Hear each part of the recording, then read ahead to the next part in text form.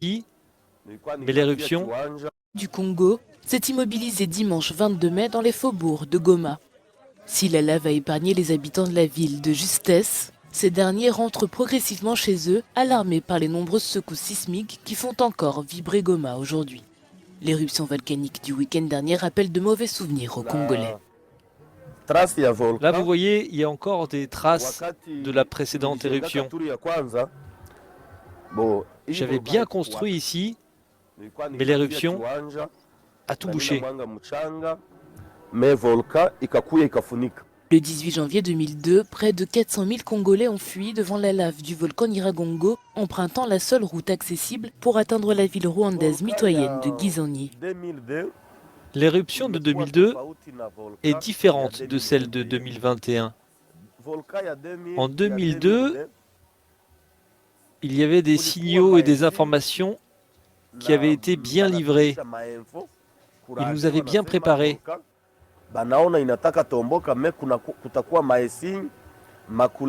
Et cette année, quand nous avons vu la couleur de la lave, nous avons pris la fuite. Nous avons construit au-dessus des fissures à plusieurs reprises parce que nous n'étions pas informés. S'il y avait eu des documents ou si nous étions tout simplement mis au courant avant, nous aurions pu éviter le pire.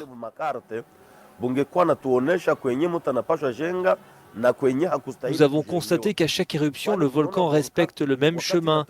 Si nous étions renseignés sur ces fissures, nous ne serions pas en danger.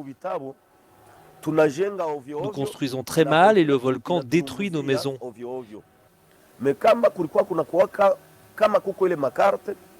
Il nous faut vraiment une journée de commémoration de l'éruption volcanique. Nous ne pouvons pas la déclarer, mais les autorités peuvent déclarer cette journée. Beaucoup de résidents saluent le travail d'information effectué par les volcanologues en 2002. Pris par surprise, ils ne peuvent s'empêcher de constater l'absence de gestion et l'ampleur des dégâts causés par l'éruption de ce week-end.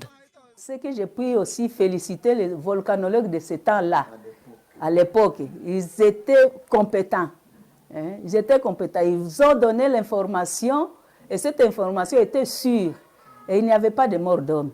Il y avait seulement des maisons qui étaient calcinées, qui étaient brûlées, et le bien qui était perdu. C'est pourquoi ce que j'ai vécu, je les compare avec le volcan d'aujourd'hui. Nous n'étions pas informés. On a vu seulement, on s'est rencontrés seulement devant un événement inattendu. Et pourtant, les volcanologues étaient là. On se demandait qu'est-ce qu'ils font, quel est leur travail. Nkuba Kaombo, ex-rapporteur de l'Assemblée provinciale du Nord Kivu, plaide pour que l'État congolais proclame la province sinistrée. La ville de Goma, c'est une ville qui est sinistrée. C'est une province, d'ailleurs toute la province du Nord Kivu, elle est sinistrée. Nous avons plusieurs groupes armés. Nous avons les catastrophes naturelles. Cette province devait normalement être programmée comme une province sinistrée et l'État devait prendre toutes les dispositions nécessaires pour assurer ses responsabilités. Le Nyiragongo est le volcan le plus actif d'Afrique et est considéré